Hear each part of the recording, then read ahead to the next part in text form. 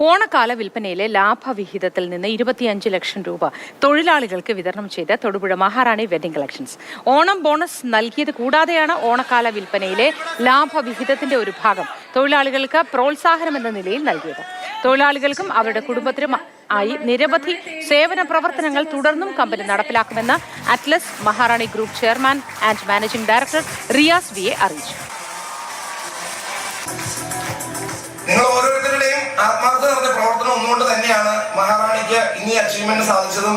ഓണത്തിന് തൊടുപുഴയിലെ ഏറ്റവും നല്ല സെയിൽസ് നടത്തി നമ്മുടെ നാട്ടിലുള്ള ആളുകളുടെയും പുറത്തെ നാട്ടിലുള്ള ആളുകളുടെയും മനസ്സിൽ മഹാറാണി ഒരു നല്ല സ്ഥാപനം എന്നുള്ള പേര് നേടാൻ ആത്മാർത്ഥമായി പരിശ്രമിച്ച നിങ്ങളാണ് മന്ത്രി മഹാറാണിയുടെ